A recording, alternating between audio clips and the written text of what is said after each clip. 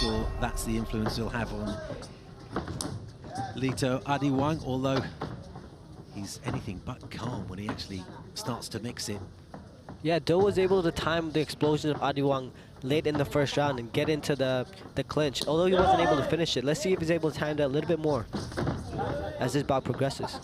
So Anthony Do has a completely different strategy in this. He's trying to stay as busy as possible to confuse Adiwang on when he should be explosive. When is the right time? I mean, it's really hard to tell that when you have somebody who just won't sit still in front of you, that's never planted. There's not really a perfect time to implement that type of explosive striking we've been seeing from Adiwang. As you see Adiwang really committing, he's throwing where Do is and not exactly where Do is going.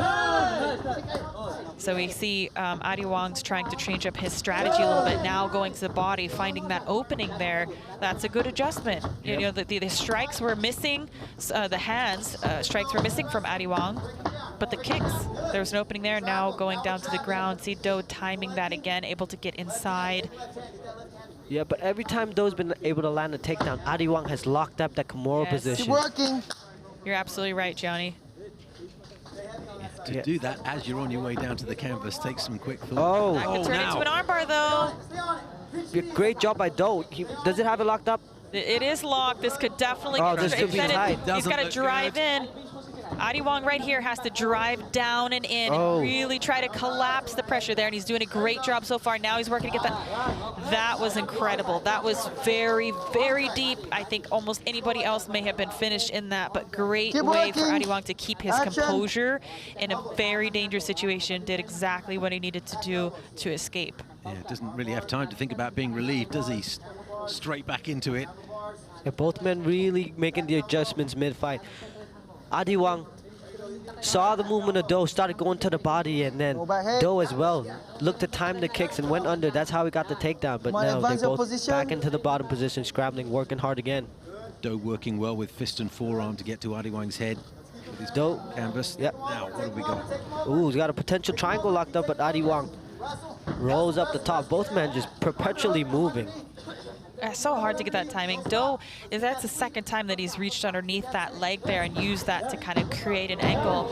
Now we find Adiwang capitalizing. He's got a potential triangle here if he can get those legs locked with the arm in there. He's trying to go for that, but Do, being savvy on the ground as well, recognized that threat and was able to shut that down. Now he's in half guard. I think when either of these guys get on top, they need to focus on neutralizing the one on bottom. So now Do is on top. If he wants to get some offensive going, he's got to slow down the pace, be a little bit sticky, right? Because these scramble situations, oftentimes both these guys are ending up on the feet again, neutral, right? So I think maybe slowing down. But we have a potential guillotine. Adiwang, though, keeping his head high. Oh, and now the blows come from way back. Great ground and pound, very well executed to stand tall on that guillotine. Then he realized as soon as that was going to break, he was going to come down with the momentum and land that big right hand. Just relentless, these two, Gianni. There's no stopping, is there? It's just constant movement. They have not stopped in the last 10 minutes. Constantly moving, constantly moving. Both men. See, Do is looking for a sit-up sweep over there, but Adiwang over here is okay. Adiwang can actually pass to the left side because Do does not have his guard closed. 45 seconds left, second round, final bout of the evening. Rich Franklin's One Warrior Series live for you from Singapore.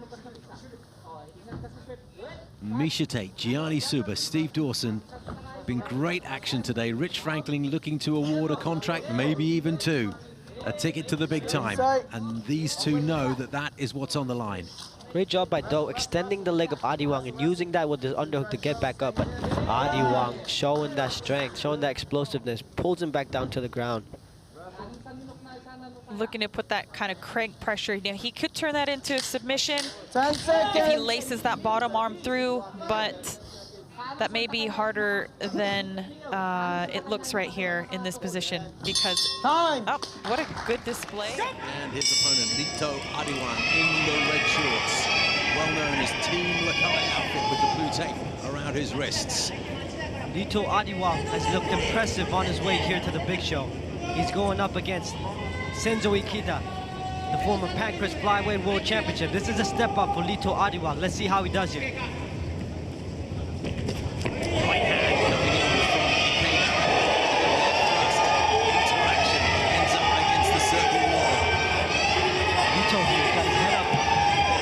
to bulldog choke. He's got a scalpel position.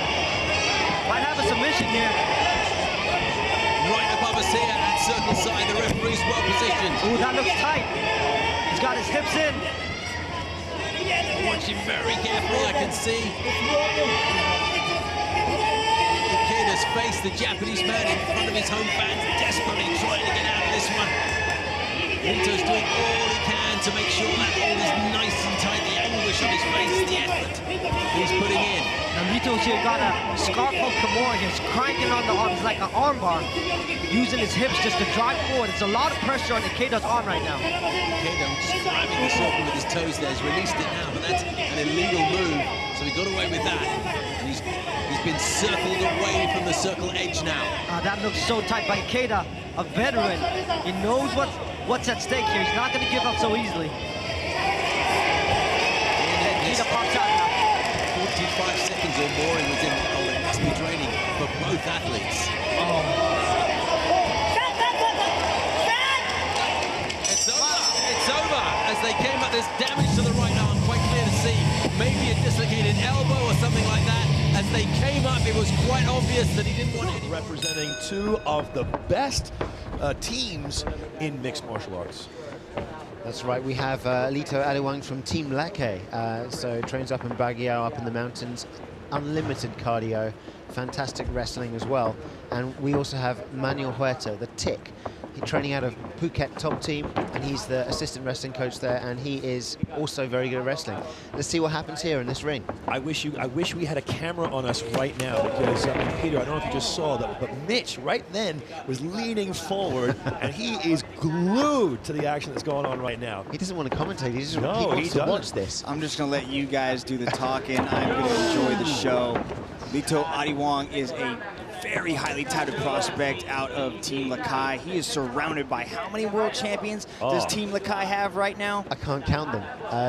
Was it you need 2, both 3, hands. You need 10, both hands. 20? It is, he's got, sparring partners like Joshua Paxiao, Kevin Bellingon, the current champion, Jehe Eustaquio, Edward Folayang, Onario Benario, Edward Kelly. The list goes on and on.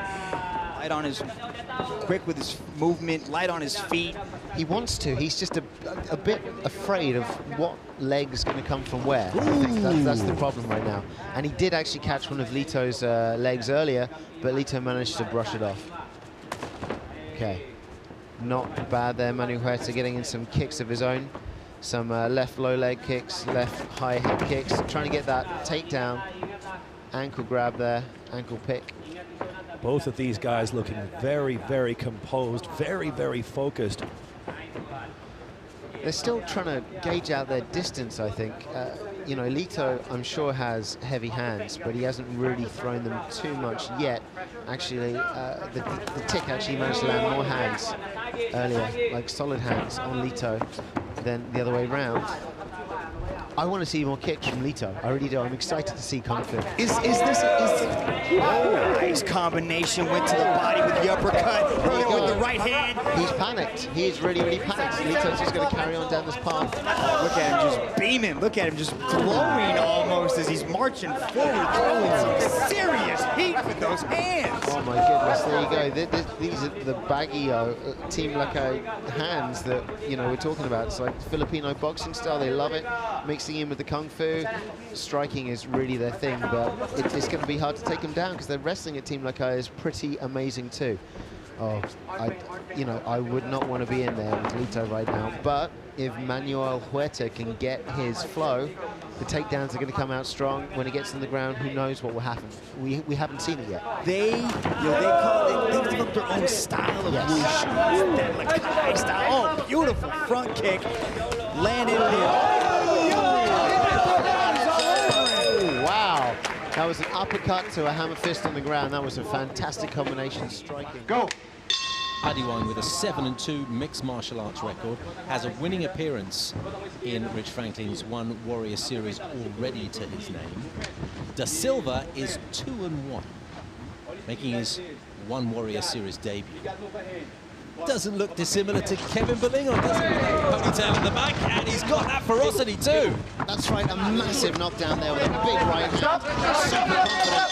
And Ian our referee calls an end to this competition with a TKO finish for the first round for Lito. Soccer team from the Cave Conference near Shanghai back in July 2018. Finds himself here against the Thunder Kid, Lito Adiwang. On a 6-match winning streak. A high kick there from the Thunder Kid. And here comes the Thunder. Here comes the Lightning. There goes Punch and Evans and Tim. This place has gone bananas. The Thunder Kid. The Thunder Kid. Full hammer coming down on Punch and Evans and Tim. Lito Adiwang has some fire. He was able to weather the storm, keep a nice tight guard as Lito Adiwang unloaded on Pongse-Mma. What a start from Lito Adiwang. The Thunder Kid brought the thunder, brought the lightning, brought the hail. And down they go to one knee, now back up to a standing position. Adiwang with a takedown, nicely done, goes to side control. Beautiful redirect, puts Pongse-Mma on his back, but he's got that underhook on that side. Now, Lito Adiwang's going for that scarf hold key lock. You can see him trying to shove that arm into his legs. Looks like it might be a Kimura right there. You can see it. Is he going to make it 7 wins in a row? The Thunder Kid. And no, says Pongse-Mma. Takes the back standing of the Filipino. Wow, what grit coming up Pongse-Mma as he was able to survive 2 extremely bad positions, and now he's got the back of Lito Adiwang. Lito Adiwang's going to try to separate those hands and spin and go chest to chest. The aggresso meter off the charts for Lito Adiwang at the start of this contest. Not even halfway through the first round. Yeah, looks like he's trying to attempt a Kimura lock there on the hands as he tried to roll through. Good job by Piak to hold that body lock nice and tight and maintain positioning. You can see that Lito Adiwang, I don't know if you can see, but he's got a Kimura grip on that arm right there, and he's going to try to use it to sweep and reposition. Adiwang has not lost a match since 2014. A 90% finishing rate, you can see why, including a massive amount of first-round finishes. He's had 5 in his last 6 matches. Have been first-round finishes. He's looking for another one.